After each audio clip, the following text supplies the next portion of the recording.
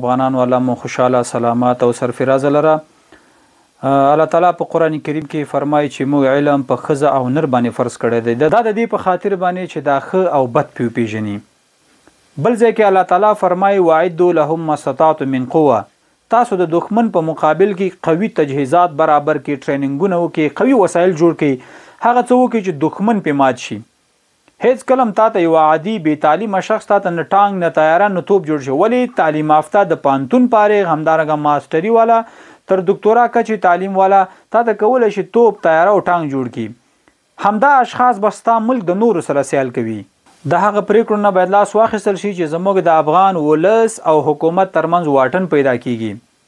راځئ مشرانو او کشرانو، دا وطن د دنیاوالو په قصد د هغو سره په قصد د دې ټولو دنیا سره سیال کو. دا هغه وخت کوي شو چې ما او تا یو بل وزغمو. مشرانو دا هغه ولس دی چې په دې 20 کلنه مبارزه کې ما او تا سره قوي ملاتړ کړی دی. همدا تجارانو چې ما او تا ته پیسې را لېږلې موږ تاسو تر دې منزل را ورسېدو.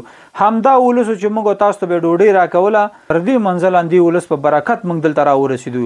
ولې د دې ولس هم حق جوړیږي چې هغه سالم غوښتنې چې د شریعت مخالف نه خلاف نه وي د دوی باید ومنل شي. هغه ضرورت چې د دې ولس پر موږ باندې دي باید ورپورې کو. ځکه نظام په ولس باندې کی کله چې نظام په ولس کوي ته نو د ولس ملاتړ به ستا ترڅنګ وي، یعنی د ولس د ملاتړ نه به برخمن وي. نو دا د ولس غوښتنه ده، دا د افغان ولس غوښتنه ده. نو په ځینو پوهنتونونو کې زموږ افغان ورونه د پوهنتون د صحنې یعنی د امتحان د صحنې نه وتی دي، په دې باندې خواشینی یو. دا نه د وطن په خیر ده او نه د دې ولس په خیر ده.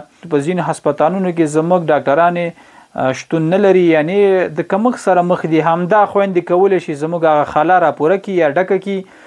نو مشران مو خواخوږي دي انشاءالله عرصه کې به حتما یو فیصله کوي چې زموږ د وطن او د نظام او همدارنګه زموږ د ولس په خیر وي. هغه مشورې چې د دې ولس او د دې وطن په خیر وي راځي مشران سره شریکي کوي.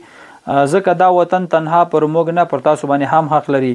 نو تشویش مکوئ افغانانو، حتما به انشاءالله د پوهنتون د خلاصېدو په خاطر باندې بیرته جدي یو څه پریکړه وشي او انشاءالله زموږ د مشکلات به حلیږي. السلام علیکم ورحمت الله.